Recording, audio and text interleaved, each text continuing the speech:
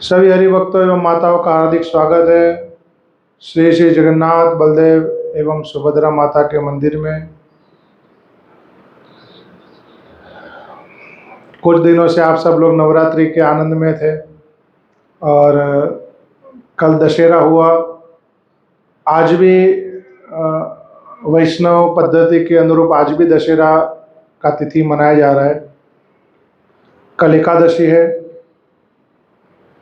दशहरा जिसमें भगवान रामचंद्र जी की विजय होती है रावण के सामने, और राम जी रावण का वध करके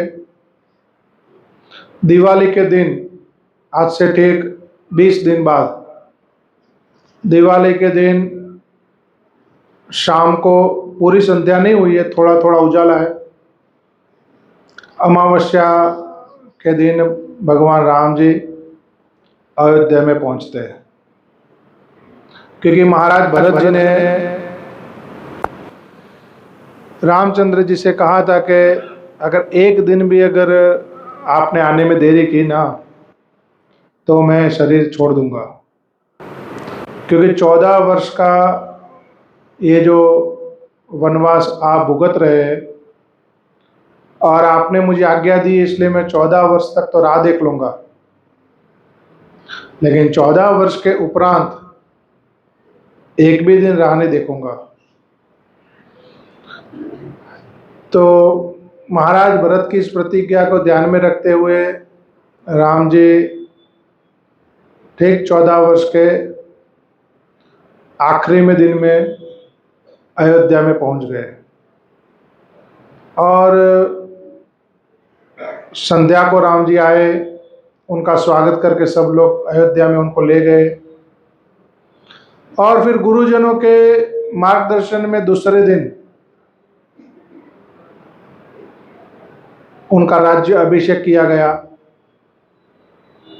क्योंकि वो राजा तो थे लेकिन वनवास काल भुगत रहे थे, उनका अभिषेक हुआ नहीं था।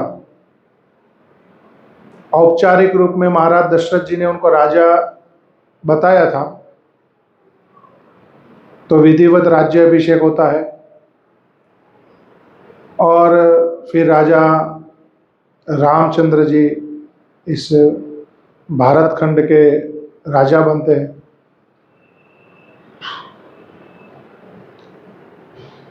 तभी से हम सब कहते हैं कि राम राज्य आ गया। तो यहाँ गुजरात में दिवाली के दूसरे दिन नया साल मनाते हैं कि राम जी जब राजा बन गए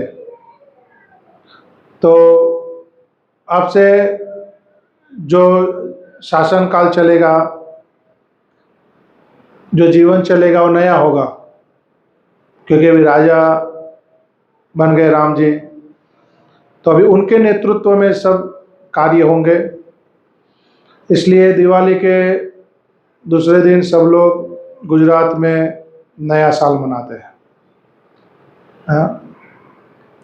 और आज ही दशहरे के दिन भगवान के एक महान भक्त और हमारे भारत में वैष्णव संप्रदायों में से एक माध्व संप्रदाय के आचार्य माध्वाचार्य, उनका प्राकट्य भी आज ही दशहरे के दिन हुआ था। भगवान के द्वारा स्थापित जो 4 वैष्णव परंपराएं हैं, उनमें से माध्व परंपरा भी एक प्रामाणिक परंपरा है। माध्व परंपरा की शुरुआत ब्रह्मा जी से हुई थी और माध्वाचार्य ने भारत के अंतर्गत भगवान की भक्ति वैष्णव सिद्धांत को स्थापित करने की बहुत बड़ी भूमिका निभाई है। माध्वाचार्य के माता पिता दक्षिण में उडुपी में के नज़दीक पजाका क्षेत्र में रहते थे। उनके पिताजी मध्य के भट्ट और माताजी का नाम था वेगवती। उनके घर पे संतान नहीं थी। बड़े लंबे अरसे के बाद भी उनके घर पे कोई संतान नहीं थी, तो उन्होंने भगवान अनंत वासुदेव से संतान प्राप्ति के लिए प्रार्थना की थी और 12 वर्ष तक उन्होंने उपवास किए थे कि भगवान के आशीर्वाद से उनके घर पे एक संतान की प्राप्ति हो। तो पुत्र प्राप्ति करने के लिए लोग बहुत यत्न करते हैं। पुत्र वो है जो माता पिता का उद्धार करे, पितरों का उद्धार करे। इसलिए पुत्र प्राप्ति के लिए भारतीय परंपरा में लोग आशा करते हैं। लेकिन अगर पुत्र नरकगामी होता है या पुत्र अपने कर्मों के कारण माता पिता को भी नरकगामी कराता है, ऐसे पुत्र का जन्म लेना कोई अच्छी बात नहीं है। पुत्र की याचना करनी चाहिए, लेकिन वो पुत्र कैसा होना चाहिए? जो अपने पूर्वजों का उद्धार करे। तो पुत्र प्राप्ति करना अच्छी बात है। तो मध्य के भट्ट एक उच्च ब्राह्मण कुल में थे और बड़े नियमों से अपना जीवन जीते थे। 12 वर्ष तक उन्होंने और उनकी धर्मपत्नी दोनों ने बहुत तपस्या की और 12 वर्ष जब पूर्ण होने आए तब अनंत वासुदेव मंदिर के आगे, दक्षिण भारत में आप देखते हैं कि मंदिर के आगे एक स्तंभ खड़ा होता है। उसके ऊपर चढ़कर वहां का एक पंडित पुजारी था, वो जोर जोर से चिल्लाने लगा, भविष्य में एक महान व्यक्ति का जन्म होने वाला है। सब लोग सोचे कि भाई ये क्यों इतना जोर जोर से चिल्ला रहा है, कौन आने वाला है? और उसके बोलने के थोड़े ही दिनों बाद दशहरे के दिन मध्य में दोपहर में मध्य के घर में एक पुत्र का जन्म हुआ और बालक जन्म से बड़ा सुलक्षण लेकर जन्मा था और बालक के नामकरण संस्कार में नाम रखा गया वासुदेव। उनके माता पिता ने सोचा कि इस बालक का प्राकट्य भगवान अनंत वासुदेव के कृपा से हुआ है, तो बालक का नाम वासुदेव रखा और सोचे कि इसको दर्शन करा के लाते हैं भगवान के। तो बालक को गोद में लेकर जहां वो रहते वहां से अनंत वासुदेव जी का मंदिर थोड़ा दूर है, तो बालक को गोद में लेकर भगवान के दर्शन करने के लिए लेकर गए। भगवान के दर्शन कराए। उसके पश्चात जब वापिस अपने गांव को आ रहे थे तो जंगलीय क्षेत्र से, जंगल के मार्ग से होकर आ रहे थे, क्योंकि वह माध्वाचार्य जी का यह प्राकट्य करीब 1000 वर्ष पुराना है। उतना समय पहले वो प्रकट हुए थे। तो उस समय भारत में ऐसे कोई बड़े शहर नहीं होते थे, प्रायः गांव और जंगली विस्तार होता था। कोई बड़े बड़े ऐसे कोई रोड नहीं होते थे। राजा के चलने के लिए कोई मार्ग बनाए जाते थे घोड़ों को लेकर, उसको राजमार्ग बोलते थे, लेकिन वो भी कच्चे ही होते थे, सिर्फ थोड़े चौड़े होते थे जहाँ घोड़े आ जा सकते हैं। बाकी सब जंगलीय मार्ग से ही होकर गुजरते थे। तो जंगल के मार्ग से लेकर जा रहे थे अचानक से बहुत सारे ऐसे प्रेत भूत आदि आगे आके खड़े हो गए। ये पति पत्नी दोनों एकदम से डर गए। तो उन जो दुखी थे बड़े प्रेत और भूत आदि, उन्होंने कहा कि हम आपको कोई नुकसान पहुंचाने नहीं आए, लेकिन हम आपके पुत्र का आशीर्वाद लेने आए। ये भी आश्चर्य करने लगे, मेरे पुत्र का आशीर्वाद लेने आए, बात समझ में नहीं आई उनके। उन्होंने कहा आपका पुत्र बड़ा महान है, हम उसका चरणों का आशीर्वाद लेंगे तो हम सब लोगों का कल्याण हो जाएगा। तो जितने भी वहां पर भूत प्रेत आदि उपस्थित थे, सभी ने बारी बारी करके जो छोटे से बालक के रूप में वासुदेव उनकी माता के गोद में थे, उनके चरणों का स्पर्श किया। और चरणों का स्पर्श करते ही एक एक करके सारे प्रेतों का उद्धार हो गया। तब उनके पिताजी और माताजी को लगा कि हमारे घर पे जो बालक जन्मा है वो साधारण नहीं है, वो तो जन्म से ही जीवों का उद्धार कर रहा है।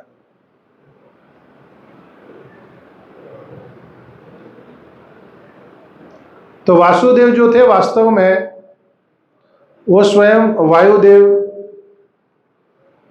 प्रकट हुए थे। उनमें भीमसेन का भी आवेश था। कुछ कुछ लोग ऐसा बोलते थे उनमें हनुमान जी का भी आवेश है, क्योंकि उनके कार्य बड़े ऐसे शक्तिशाली होते थे। छोटी अवस्था में 3 वर्ष के जब थे, उनके पिताजी के पास एक व्यक्ति बैल का मूल्य लेने आता था। जो खेती बाड़ी करने के लिए बैल यूज करते ना, हल लगाते जिसके पीछे, उनके पिताजी ने लिया होगा। ये उनका मूल्य लेने आता था, उनके पिताजी के पास उसका मूल्य नहीं देने के लिए था। तो उन्होंने एक मुट्ठी मिट्टी की ली और मिट्टी उसके हाथ में पकड़ा दी, उसने रख ली। पिताजी भी सोचे कि इसने क्या दिया ऐसा कि वो खुश होकर चला गया। वो खुश होकर चला गया, देखा तो वो मिट्टी उसके लिए वो धन बन चुका था। मिट्टी उठा कर दी थी, वो सोने में परिणित हो गए उनके लिए। वो तो खुशी खुशी बैल का मूल्य लेकर वहां से चला गया। ऐसे अद्भुत अद्भुत चमत्कार छोटी सी उम्र में वो करते थे। 5 वर्ष की अवस्था के थे और पासी के एक गांव में एक व्यक्ति शिव जी के बारे में कथा कर रहा था, लेकिन जो कथा कर रहा था वो शास्त्र सम्मत नहीं थी, वो अपने मन से कर रहा था। तो उन्होंने छोटी अवस्था में सभा में उसको रोक दिया और बोला कि भाई तू जो ये कथा कर रहा है ये सब ठीक नहीं है, ये शास्त्र सम्मत नहीं, गलत है ये। सभी आश्चर्य करके, इतना छोटा सा बालक और उसको इन सब चीजों का ज्ञान है, ये कैसे समझता है इन सब चीजों को। उनको पढ़ने के लिए गुरुकुल में भेजा गया, पाठशाला में। तो ये कभी गुरु के वहां होते और माता चिंता करती, समय हो गया, वसुदेव आया नहीं अभी तक, समय हो गया, वासुदेव आया नहीं अभी तक। तो ये माता उनकी चिंता करती, उनको पाठशाला में पता चलता कि मेरी माता है ना वो चिंता कर रही है। तो वहां से एक जंप लगाते, जोर से कूदी मारते और घर के आगे आगे गिरते। तो जहां गिरे वहां खड्डा हो गया। वो खड्डा आज भी उनके घर के आगे है, उनको कुछ नहीं होता था। ऐसे बड़े शक्ति संपन्न थे वो, आध्यात्मिक दृष्टि से और शारीरिक बल से भी।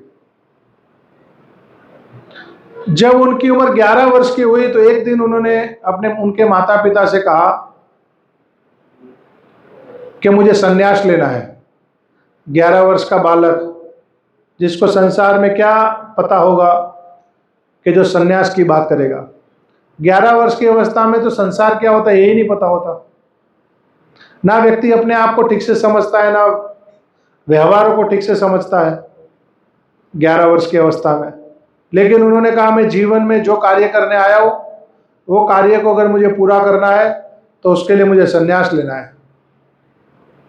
महान महान जो आचार्य लोग थे ना, उन्होंने अपने भोग के लिए जीवन नहीं जिया, उन्होंने संसार के लाभ के लिए अपना जो जीवन था ना वो बड़ा संघर्षपूर्ण रखा। चाहे रामानुजाचार्य या मध्वाचार्य या कोई भी महान आचार्य हो गए, अपना जीवन उन्होंने बड़ा संघर्षपूर्ण अवस्था में रखा कि ताकि संसार में अनेक लोगों का लाभ हो। चैतन्य महाप्रभु 24 वर्ष की अवस्था में संन्यास लेकर जगन्नाथपुरी चले गए थे और वहां से फिर उन्होंने भारत की यात्रा आरंभ की जीवों के कल्याण के लिए। चाहते तो आराम से घर में रह सकते थे, गरम गरम रोटी खा सकते थे टाइम टाइम पे, लेकिन नहीं रहे। ये सोचकर के वे जीवन में जो कार्य करने आए हैं वो कार्य पूर्ण करना जरूरी है, क्योंकि अगर उद्देश्य पूरा नहीं होता तो जीवन व्यर्थ हो जाता है। पूरा जिंदगी जिया, आखिर में कुछ नहीं मिला तो जिंदगी व्यर्थ हो गई। तो उनके माता पिता ने बोला बेटा तुमको तो 12 वर्ष हमने तपस्या करके प्राप्त किया है, इतनी उम्र में प्राप्त किया है, तुम्हारे अलावा हमारी कोई दूसरी संतान नहीं है और हम वृद्ध अवस्था को प्राप्त हो चुके हैं, और इस अवस्था में अगर तुम घर छोड़कर जाने की बात कर रहे हो, संन्यास लेने की बात कर रहे हो, हम लोग कैसे जिएंगे। ये स्वाभाविक है, लोग ऐसा मानते हैं, इसमें संशय नहीं है। लेकिन जो महान वैष्णव होते हैं वो संसार में सामान्य व्यक्तियों की तरह नहीं होते। उन्होंने कहा माता अगर तुम मुझे संन्यास नहीं भी लेने दोगी तो भी मैं घर में रहूंगा तो मैं सतत दुखी रहूंगा, मेरा जीवन नरक बन जाएगा, इसलिए मुझे संन्यास लेने दो। कौन माता पिता अपने संतान को बोले सामने से जाओ ले लो संन्यास।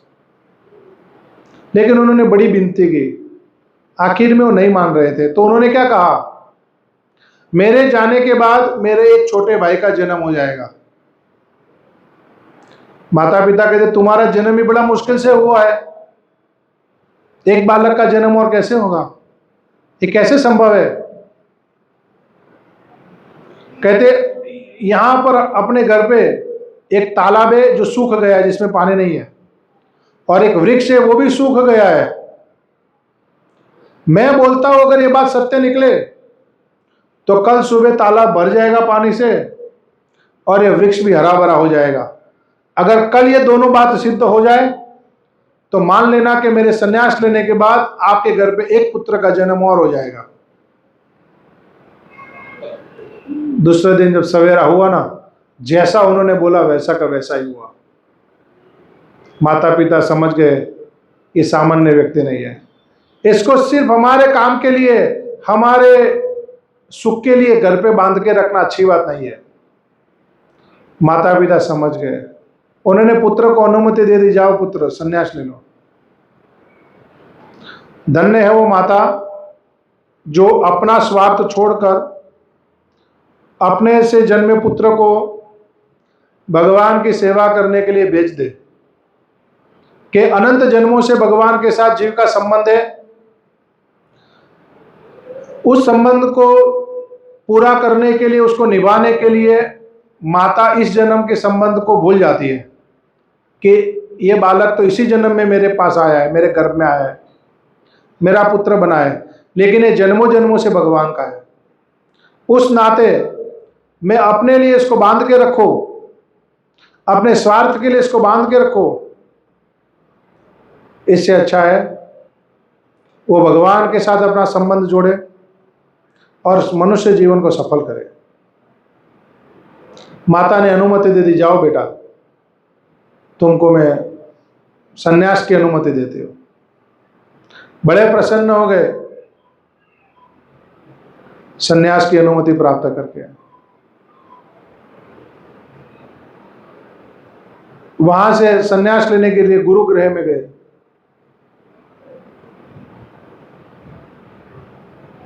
और उनके गुरुजी अनंत प्रेक्षित जी के पास गए और गुरुजी से जाके निवेदन किया कि गुरुजी मुझे संन्यास लेना है। योग्य जानकर गुरुजी ने संन्यास दीक्षा दिया, सन्यासी बन गए। नाम रखा गया पूर्ण प्रज्ञ, सन्यासी का नाम। गुरुदेव के निकट में रहकर खूब सेवा किया उनका। जितने भी विद्यार्थी थे गुरुजी के, उन सभी में सर्वश्रेष्ठ थे ये। कुछ वर्षों तक गुरुजी के पास रह के सेवा किया। एक दिन उन्होंने इच्छा किया, गुरुजी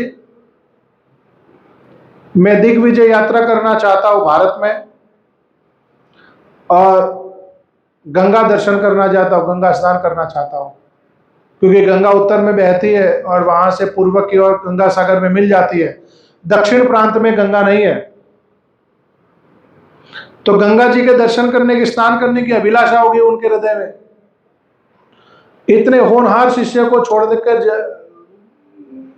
अनुमति देने की गुरुजी की इच्छा नहीं थी। वो शिष्य धन्य है जिसका वियोग गुरु को सताता है। शिष्य को तो गुरु का वियोग होता है, ये बात समझ में आती है, क्योंकि एक गुरु होते हैं और बहुत सारे शिष्य होते हैं। तो गुरु के चले जाने के बाद शिष्य को तो गुरु का वियोग होता है, ये तो समझ में आता है। लेकिन बहुत सारे शिष्यों के मध्य में गुरु जी को एक शिष्य का वियोग हो रहा है, ये बात बड़ी महत्वपूर्ण है। वो शिष्य कितना योग्य रहा होगा कि गुरु उसको अपने से दूर नहीं करना चाहते। अनंत प्रेक्षित जी बोलते, बेटा तुम क्यों गंगा स्नान करने के लिए ऐसा भ्रमण करना चाहते हो? कल हमारे यहां गुरुकुल के आंगन में जो सरोवर है ना, उसके मध्य में से गंगा प्रकट होगी। गुरुजी भी बड़े महान थे। दूसरे दिन सब लोग वहां एकत्रित हो गए। क्या देखते हैं? सरोवर के मध्य में से दूध की धारा ऐसे बह रही है, जैसे जमीन में से निकलती है ना ऐसे, और सरोवर में फैल रही है। गुरुजी के वचन को रखते हुए माता गंगा प्रकट हो गई। कहे, बेटा गंगा स्नान करने के लिए कहीं जाने की जरूरत नहीं है, इसी में स्नान करो, गंगा स्नान है तुम्हारे लिए। शिष्य के लिए गुरुजी ने गंगा जी को वहां प्रकट कराया। मध्य में से गंगा का प्राकट्य हुआ। उसी दिन सब लोगों ने उनका नाम पूर्ण प्रज्ञ से मध्वाचार्य कर दिया। अब मध्वाचार्य के नाम से सृष्टि में वो विख्यात हुए। शंकराचार्य ने शंकर मत की स्थापना की। बुद्ध का फिलोसॉफी को, बुद्ध के विचारधाराओं को खंडन करके शंकराचार्य ने अद्वैत सिद्धांत की स्थापना की थी। अद्वैत सिद्धांत को मायावाद सिद्धांत कहते हैं। और मायावाद सिद्धांत का मतलब यह होता है कि भगवान को भी माया का बना हुआ समझना। भगवान का कोई रूप नहीं है, नाम नहीं है, लीला नहीं है, गुण नहीं है, ऐसा मानना, यह मायावाद सिद्धांत है। जो मायावाद सिद्धांत भक्ति के पूर्ण विरोधी है। तो थोड़े समय के लिए शास्त्रों की स्थापना के रूप में मायावाद सिद्धांत को स्थापित किया गया था, लेकिन इस सिद्धांत से संसार में ज्यादा देर तक शास्त्रों को नहीं रख सकते थे। इसलिए रामानुजाचार्य है और उसके बाद माधवाचार्य है, जिन्होंने द्वैत सिद्धांत की स्थापना की कि भगवान होते हैं, नित्य रूप में होते हैं, अपने बड़े सुंदर स्वरूप में प्रकट होते हैं, उनकी लीलाएं भी होती है, और जीव है जो भगवान का सेवक है, जिसको भगवान का सेवा करना चाहिए। द्वैत सिद्धांत का स्थापना किया माधवाचार्य जी ने। तो माधवाचार्य जी ने उडुपी में मठ बनाया। आज भी वो मठ उडुपी में है, जो उडुपी कृष्ण के नाम से वो जाना जाता है। माधवाचार्य अपने जीवन काल में संपूर्ण भारत में भ्रमण करके उनका एक ही काम था कि किस प्रकार इस वैष्णव पद्धति को, इन शास्त्रों को भक्ति की दृष्टि से स्थापित किया जाए। तो उसके लिए उन्होंने वेदांत सूत्र के ऊपर भी भाष्य लिखा, माध्व विजय नाम का ग्रंथ लिखा, महाभारत के ऊपर व्याख्या की, भगवत गीता के ऊपर व्याख्या की, और इतने प्रकांड विद्वान थे कि एक बार ब्राह्मणों की सभा में भक्ति के सिद्धांतों को स्थापित करने के लिए बैठे थे, तो उन्होंने वेद में से एक श्लोक का व्याख्या किया, तो एक ब्राह्मण ने उसी व्याख्या को दूसरे रूप में किया और बोला, देखो आपकी व्याख्या है लेकिन मैंने दूसरी व्याख्या की। तो माधवाचार्य कहते इसमें कहूं बहुत बड़ी बात नहीं है। वेद के प्रत्येक श्लोक की 3 व्याख्या कर सकते हैं, महाभारत के प्रत्येक श्लोक की 10 व्याख्या कर सकते हैं, और विष्णु सहस्त्र नाम के प्रत्येक श्लोक की 100 व्याख्याएं कर सकते हैं। ये ग्रंथ इतने बड़े हैं, उसमें एक ही श्लोक का दूसरा भाव निकला, तीसरा भाव निकले, तो उसमें कोई बहुत बड़ी बात नहीं है। और फिर उन्होंने वेद के श्लोकों की 3 व्याख्याएं ऐसा करके दिखाया, महाभारत की 10 व्याख्या करके दिखाई, एक श्लोक की। एक श्लोक को एक तरीके से समझो, दूसरी तरीके से, तीसरी तरीके से, 10 तरीके से एक श्लोक को समझने का। सारी सभा स्तब्ध हो गई। इतना प्रकांड विद्वान, जो प्रश्न पूछो शास्त्र में से हाजिर जवाब, मुंह जबान, कुछ ढूंढना देखने की जरूरत नहीं। ऐसे लोग आचार्य पद के ऊपर बैठते हैं, जो सृष्टि में कुछ स्थापना करने के लिए आते हैं। आज हम सब लोग इस भारत भूमि में बहुत सारा जो मंदिरों को देख रहा है और उसमें भगवान की विग्रह पूजाओं को देख रहे हैं, इन सब का श्रेय रामानुजाचार्य, माधवाचार्य, निम्बार्काचार्य, विष्णु स्वामी और चैतन्य महाप्रभु आदि वैष्णव को जाता है। उन लोगों ने ये कार्य किए थे अपने समय में, और तब से फिर ये परंपराएं चलती आ रही है। तो आज तो हम जाते किसी मंदिर में और दर्शन कर लेते भगवान के, लेकिन मायावाद सिद्धांत का खंडन करके वैष्णव पद्धति स्थापित करने में उन्होंने भरसक प्रयास किए थे अपने जीवन काल में। माधवाचार्य उडुपी में रहते थे अपना मठ बनाकर। तो उडुपी समुद्र किनारे है, समुद्र में सवेरे सवेरे स्नान करने के लिए गए हैं। तो क्या होता है उस समय, एक पानी का जहाज जिसमें बहुत सारा सामान है। पहले गाड़ी नहीं थी, ट्रेन भी नहीं थे, हवाई जहाज भी नहीं थे। तो एक जगह से दूसरी जगह ऐसे बड़ी मात्रा में जो सामान होते थे वो समुद्र के माध्यम से ले जाए जाते थे, और फिर समुद्र से आगे बैलगाड़ियों में भर भर के ले जाते थे। दूसरी कोई व्यवस्था नहीं होती थी। द्वारिका से जहाज, एक बड़ा सा पानी का जहाज द्वारिका से भरकर चला था सामान, और उडुपी समुद्र किनारे पहुंचा। समुद्र का किनारा थोड़ा दूर है, और उसके पहले तेज हवा के उस बहाव में जहाज डूबने की कगार पर आ गया। अंदर बैठा हुआ जो जहाज का जो मालिक है ना, वो बहुत परेशान हो गया, चिल्लाने लगा, माल सामान भी डूब जाएगा, सब लोग मर जाएंगे। और माधवाचार्य समुद्र तट पर स्नान कर रहे थे। समुद्र का स्नान सबसे उत्तम बताया गया है।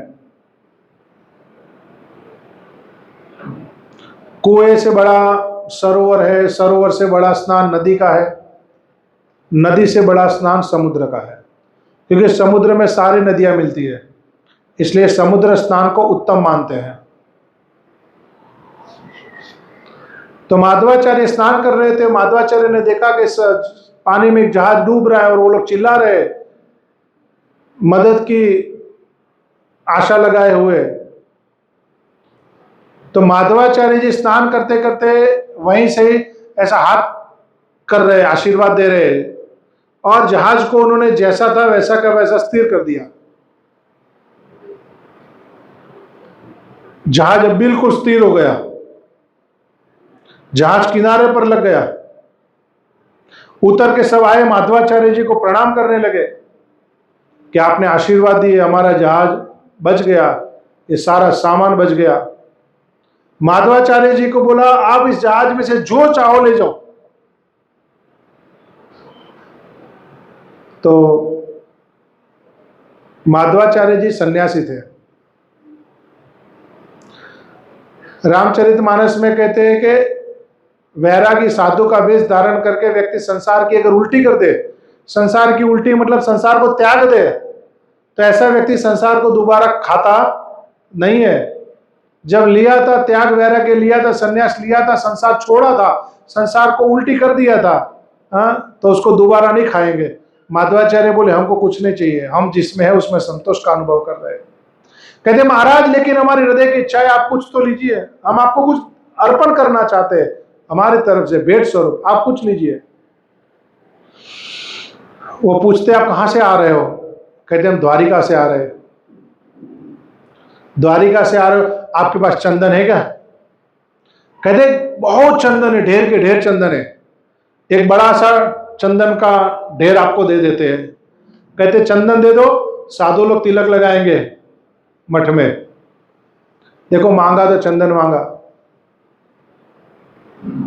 साधुओं को चंदन से सरोकार है, वो उसी से शरीर का आभूषण समझकर, श्रृंगार समझकर तिलक करते हैं। दूसरी चीजों को उनको नहीं चाहिए। उनके आभूषण क्या है? गले में तुलसी माला पहन लो और मेकअप में चंदन कर लो, अपने आप सुंदर दिखता है व्यक्ति, ठीक ना? तो शिष्यों से कहा कि ये जो चंदन दे रहे ले आओ।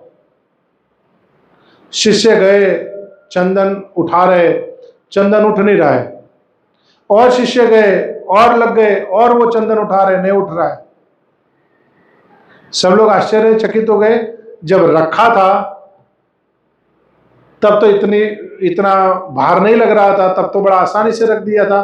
अब यहां से उठाने की बारी है तो उठ नहीं रहा है, बड़ी समस्या है।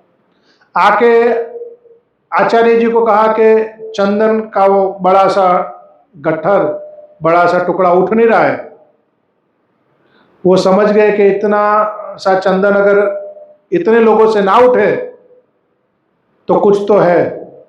वो खुद आए, सबको बोला आप हट जाओ। खुद आए और चंदन के टुकड़े को खुद अकेले उठाए और लेकर मठ में आ गए। सब लोग आश्चर्य कर गए, इतने सारे लोग लग गए, इसको हिला नहीं रह पा रहे। गुरुजी आए और पूरा चंदन एक अकेले उठाए और मठ में लेकर चले गए। गुरुजी जान गए कि भगवान की कोई लीला है। भगवान ने उनको प्रेरणा दी कि देखो मैं द्वारिका से यहां तक आ गया, लेकिन अब यहां से तुमने मुझे ले जाना चाहिए। अपने शिष्यों को बोलते हो ले जाने के लिए। तो उन्होंने कहा ठीक है फिर। तो भगवान को खुद लेकर गए। क्या भगवान की क्या लीला थी? मठ में गए तो बड़ा पानी से तरीके से चंदन हटाया तो अंदर से भगवान कृष्ण की बड़ी सुंदर से काले कलर की प्रतिमा प्रकट हुई अंदर से। द्वापर युग में देवकी माता एक दिन रोने लगी भगवान कृष्ण को देखकर। भगवान अपनी माता से पूछते क्या हुआ माता? कहते बेटा मैंने तुमको जन्म दिया, लेकिन उसी दिन रात्रि को कंस के अत्याचार के कारण मुझे तुमको गोकुल भेजना पड़ा। मैंने तुम्हारा बाल रूप नहीं देखा, ना तुमको दूध पिलाया, ना तुमको गोद में बिठाया। तो ऐसा तो मेरा हृदय का भाव हृदय में रह गया। तो तुम कहीं बालक होते, मैं तुमको ऐसा प्रेम करती, सेवा करती। भगवान कृष्ण हाथ में एक छड़ी लिए,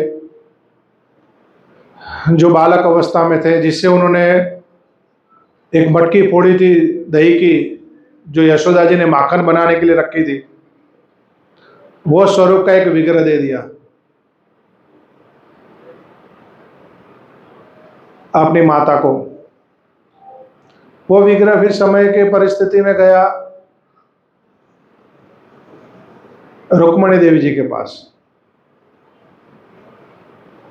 और फिर कालांतर में वो विग्रह उस गोपी तालाब में चंदन में प्रवेश हो गए। तो जब चंदन निकाला, चंदन का बड़ा टुकड़ा, तो विग्रह उसी में ही है। और उसको लेकर ये व्यापारी अलग अलग जगहों पर सामान बेचने के लिए जब जा रहा था, तो ये भी उनके साथ चले गए। और माधवाचार्य ने जब चंदन मांगा, तो यही चंदन का बड़ा सा टुकड़ा उनके पास आया, और उसी को जब तरीके से उतारा, तो उसमें से भगवान कृष्ण छोटे स्वरूप में भगवान कृष्ण का सुंदर सा विग्रह प्रकट हुआ। भगवान ऐसे खड़े, छोटे से 1.5-2 फुट के मुश्किल से, हाथ में एक मथनी लिए हुए, और वो विग्रह प्रकट हो गया। और उसकी स्थापना फिर माधवाचार्य जी ने अपने मठ में की। द्वारिका से विग्रह आए उडुपी में, फिर उनका नाम रखा गया उडुपी कृष्ण। उडुपी में कृष्ण आए, उडुपी कृष्ण। आज भी उनके दर्शन होते हैं। तो बड़ा उनका सेवा सत्कार किया, अभिषेक आदि किया, बड़ा भव्य आयोजन मनाया गया। फिर उनका अभिषेक करके उनको स्थापित किया, और खूब लोग दर्शन करने के लिए आते थे उडुपी कृष्ण के।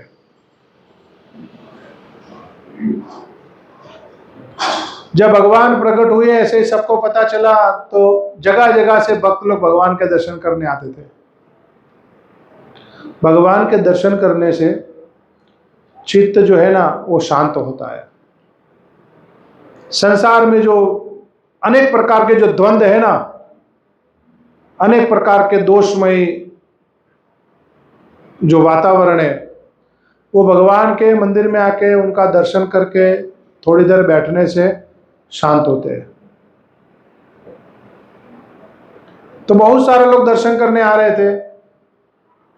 एक कनकदास जी भगवान के महान भक्त थे, उनके हृदय में इच्छा हुई, चलो हम भी दर्शन करके आते भगवान के। ना समझी में भारत में पहले कुछ कुछ स्थानों में ऐसा चलता था, थोड़ा जात पात चलता था। आत्मा की कोई जाति नहीं होती। संसार में शरीर लेने के बाद जाति बनती है। आत्मा भगवान का अंश है, उसके नाते सभी लोग भगवान के ही है, एक समान दृष्टि से है। जन्म लेते हैं अलग अलग घरों में, तो जातियां बनती हैं। तो जाति व्यवहार करने के लिए बराबर है कि शादी ब्याह किया, एक दूसरे को मिल मिलाप किया, रहने सहने में बराबर है। लेकिन आध्यात्मिक दृष्टि से इसको नहीं ज्यादा विचार करना चाहिए। आध्यात्मिक दृष्टि से, आत्मा की दृष्टि से हर व्यक्ति प्रभु भजन करने का अधिकारी है। फिर वहां जात नहीं देखी जाती। भगवान रामचंद्र जी के कितने ही भक्त थे जो कहने में बहुत अच्छी जाति के नहीं थे। निषाद राज गुह्य जो आदिवासी थे, अच्छी जाति के नहीं थे। केवट जो नाव चलाने वाला, सबरी जो भीलों की कन्या, स्त्री जाति, ऊपर से भीलों की कन्या, आदिवासियों की कन्या। जटायु जी महाराज पक्षी के शरीर में, स्वयं हनुमान जी महाराज वानर के शरीर में, विभीषण जी महाराज राक्षस शरीर में। कोई ज्यादा उच्च जाति के नहीं थे सब, लेकिन सभी भगवान रामचंद्र जी के बड़े प्रिय थे। ऋक्षराज जामवंत जी, सुग्रीव, बाली, अंगद, कितने ही ऐसे थे, सभी से रामचंद्र जी ने प्रेम किया। हीन जाति कह के उनका तिरस्कार नहीं किया। उच्च जाति का अहम रखे अगर कोई व्यक्ति लेकिन हरि का भजन ना करे तो जाति उसके किस काम की? सिर्फ शरीर का अहंकार बढ़ेगा। इसलिए जाति का वास्तविक महत्व संसार के व्यवहार आदि इस जगत के तक ही सीमित है, आध्यात्मिक दृष्टि से नहीं होता है सब। शरीर के तो अनेक जन्म हो चुके हैं, पशु से लेके अनेक योनियों में जन्म हो चुके हैं, वहां कौन सी जाति है? इसलिए ना समझी में भारत में कुछ कुछ ऐसे प्रांतों में जातिवाद बहुत चलता था, लेकिन आध्यात्मिक दृष्टि से ऐसा नहीं करना चाहिए। व्यावहारिक भौतिक दृष्टि से सब लोग अपनी अपनी बिरादरी में रहे, वो बात अलग है, लेकिन आध्यात्मिक दृष्टि में नहीं। कनकदास जी मंदिर में दर्शन करने आए, लोगों ने बोला शूद्र है करके दर्शन नहीं करने दिए, उनको भगा दिया, तुम दर्शन नहीं कर सकते मंदिर में आके। जब चारों ही वर्ण और चारों ही आश्रम भगवान ने स्वयं बनाए, भगवान गीता में ही समझा रहे कि उन्होंने इस बनाए सारे,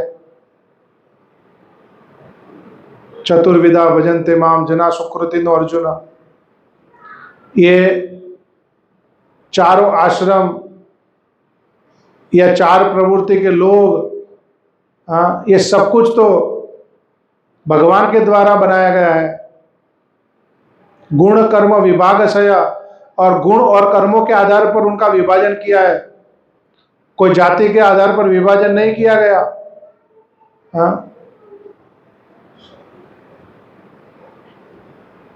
तो उस दृष्टिकोण से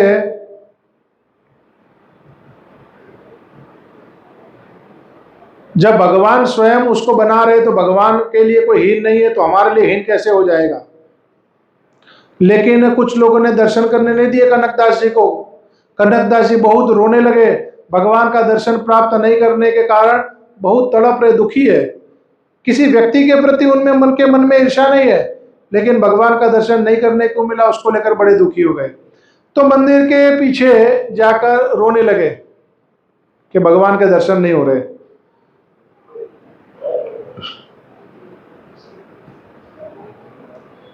भगवान बड़े विचलित हो गए, एक भक्त मेरा दर्शन करने के लिए आए और ये लोग दर्शन नहीं करने दे रहे। भगवान बड़े विचलित हो गए। भगवान जिस दिशा में मुंह करके ऐसा दर्शन दे रहे थे ना, जहां पर ऐसे दरवाजे से, भगवान ऐसे घूम गए। भगवान दूसरी दिशा में मुख कर लिए, जहां कनकदास जी बैठे थे ना, उधर मुख कर लिया भगवान ने। सब हल्ला हो गया, हाहाकार हो गया। अचानक से भगवान का विग्रह मुड़ गया और कनकदास जी बैठे थे, वहां खिड़की थी। कनकदास जी ने खिड़की में से भगवान के दर्शन किए। सब लोग सोचने लगे, देखो हमने अपराध किया, एक भक्त को दर्शन नहीं करने दिया, तो भगवान ने अपने आप को घुमा लिया। मतलब भगवान दर्शन देना चाहते हैं, भगवान कृपा करना चाहते हैं, तो हम कौन होते हैं रोकने वाले? भगवान मुड़ गए। तो आज अभी आप उडुपी में जाइए ना दर्शन करने के लिए, तो वहां दर्शन खिड़की में से होते हैं।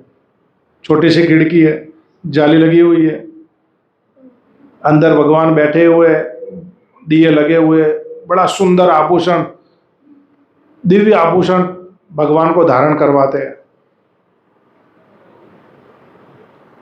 और खिड़की में से देखो, ऐसा देखो तो मन तो नहीं भरता। उतने में वो कहते चलो चलो चलो चलो, दर्शन नहीं करने देते ज्यादा। बहुत सारे लोग होते हैं ना, खिड़की में से देखना है, टाइम भी लगता है, लोग ऐसा घूर के देखते। कई लोगों को समझ में भी नहीं आता, खिड़की में से देखते, उतने में आगे धक्का मार देते, चलो चलो। जिसको पहले ही पता है कि खिड़की में से भगवान दिखने वाले, उनको देखो, तो बराबर नजर टिका के रखे। तो भक्त लोग क्या करते थे बेचारे, हम लोग भी यहाँ से जब यात्रा लेकर गए थे तो सब लोगों को दर्शन एक बार किए, लेकिन भगवान के दर्शन करके जी नहीं भरता, तो दोबारा लाइन में लग के फिर दर्शन करते, फिर लाइन में लग के फिर दर्शन करते थे। उसी बहाने जितनी बार खिड़की में से जाके दर्शन कर ले। है दर्शन बड़े सुंदर, और बड़े नीति नियमों से उनकी सेवा पूजा होती है उडुपी में। माधवाचार्य ने फिर अपने अनेक आदि शिष्यों को वहां पर स्थापित किया और भारत भ्रमण करने के लिए निकले, क्योंकि ऐसे आचार्य एक जगह पर बैठने के लिए नहीं आते, और संसार में जीवों का कल्याण करने के लिए इस भक्ति का प्रचार करते हैं। तो उन्होंने गीता के ऊपर एक भाष्य लिखा था। उन्होंने सोचा ये वेद व्यास जी को दिखाता हूं। वेद व्यास जी रहते बद्रिकाश्रम में। वेद व्यास जी हुए 5000 वर्ष पूर्व द्वापर में, और 5000 वर्ष पूर्व जब द्वापर पूर्ण हुआ तब वेद व्यास जी बद्रिकाश्रम में स्थायी हो गए। फिर कलयुग की शुरुआत हो गई। कलयुग को गुजरे 4000 वर्ष और बीत गए। अब माधवाचार्य जी सोचते हैं मैं एक गीता के ऊपर लिखा भाष्य है वेद व्यास जी को दिखाता हूँ। वेद व्यास जी चिरंजीवी है, जैसे उद्धव जी है, वेद व्यास जी, अश्वत्थामा और विभीषण, हनुमान जी आदि, परशुराम आदि, ये सब चिरंजीवी है, अभी भी उपस्थित है।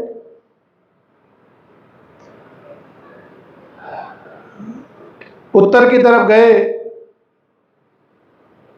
जोशीमठ तक गए, उनके कुछ शिष्य वहां रुक गए।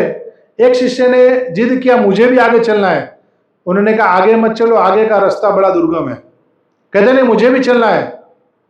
कहते चलो फिर। ये तो बड़े शक्ति संपन्न थे। इनकी शक्तियों की गाथा दक्षिण में उडुपी के प्रांतों में लोग गाते थे कि अपने एक भक्त के घर पे गए थे, भोजन कर लिया था उन्होंने भोजन कर लिया था, लेकिन एक भक्त के घर गए, उसने बड़ा आग्रह किया था कि थोड़ा और तो ग्रहण कीजिए। तो 4000 केले और 30 मटका भर के दूध पी गए थे। ये बड़े एक्स्ट्रा ऑर्डिनरी व्यक्ति थे, ये सामान्य व्यक्ति नहीं थे। तो इनकी शक्ति तो बड़ी अपरंपार थी, उनकी गाथाएं अनेक थी। मुसलमानों ने बोला तुमको नदी पार करनी है, बोट नहीं मिलेगी, नाव नहीं मिलेगी तुमको। कहते नहीं मिले, पैदल पैदल चलना शुरू किया, पैदल पैदल पार करके, नदी पार करके सामने की तरफ निकल गए। उनको कोई फर्क नहीं पड़ता था इन सब चीजों से। वो बड़े विशिष्ट लक्षण लेकर प्रकट हुए थे। एक राजा बना था, लेकिन था बड़ा शूद्र। जो शूद्र होता है तो थोड़ी छोटी बुद्धि का होता है, वो प्राय राजकीय शासन प्रणाली में ठीक नहीं है। एक क्षत्रिय बुद्धि का हो, थोड़ा विशाल बुद्धि का हो और साहसी बुद्धि का हो, ऐसा व्यक्ति होना चाहिए राजा। वो थोड़ा शास्त्र में भरोसा नहीं करता था, शास्त्र की बातों को नहीं मानता था। कहते शास्त्र में जब होता है सब ठीक है कि नहीं है। उन्होंने एक पत्ता लिया, अपने हाथ में मसला और उसको वहीं पर खड़ा कर दिया, और क्या देखे, धीरे धीरे वो जमीन पे लग गया। जमीन पे लगने के बाद वृक्ष बन गया, वृक्ष में से फूल निकल गए, फल निकल गए, फल तोड़कर उसको हाथ में दे दिया। वो राजा देख रहा है ये क्या हो गया। ये कहते शास्त्र सारे पूर्ण है, अपने आप में सिद्ध है, उसमें कभी अश्रद्धा नहीं करनी। तो माधवाचार्य बड़े विलक्षण लक्षणों के थे, सामान्य व्यक्ति नहीं थे वो। शिष्य को बोला तू रहने दे, गुरु का जो गति है शिष्य की, जरूरी नहीं कि वो गति हो सकती है।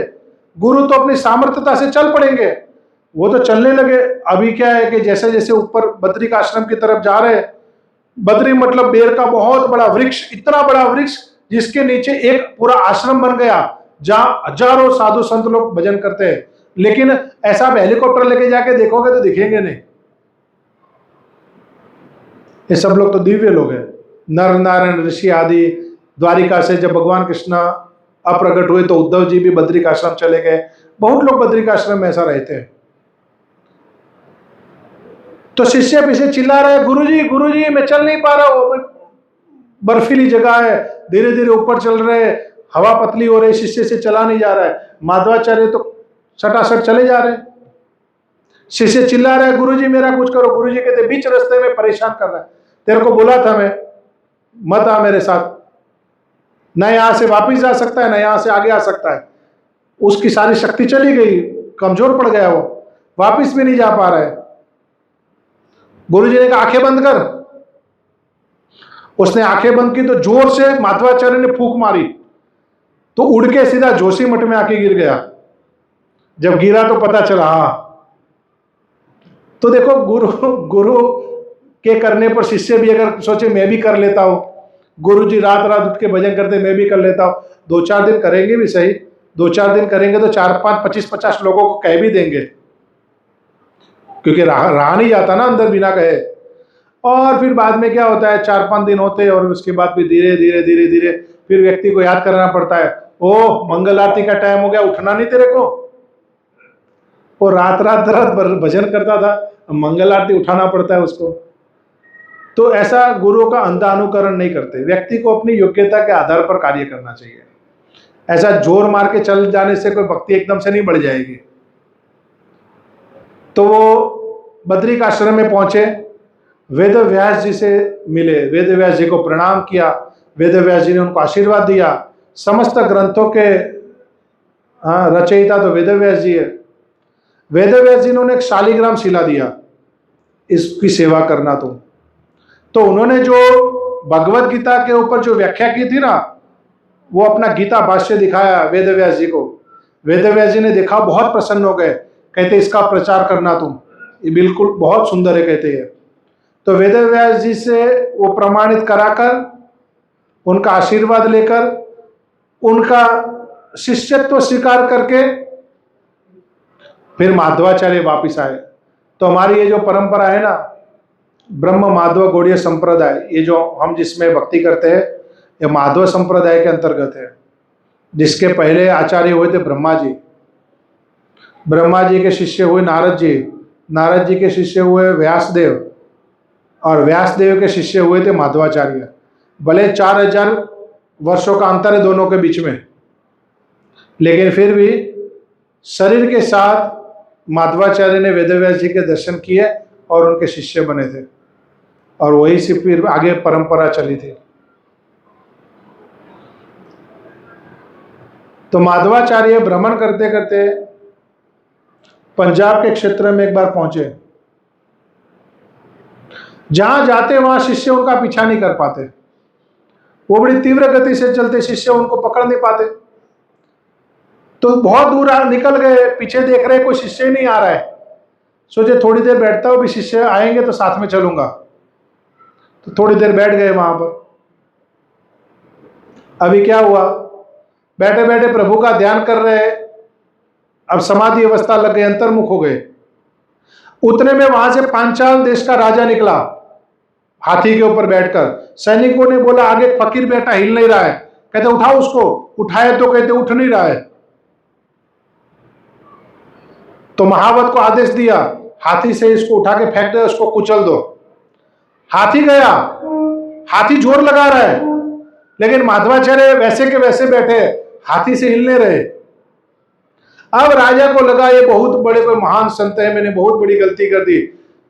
हाथी के ऊपर से नीचे कूद के आया और आके प्रणाम किया। माधवाचार्य को कुछ ज्ञात नहीं है, वो आंखें बंद करके अपना प्रभु भजन में बैठे हुए हैं।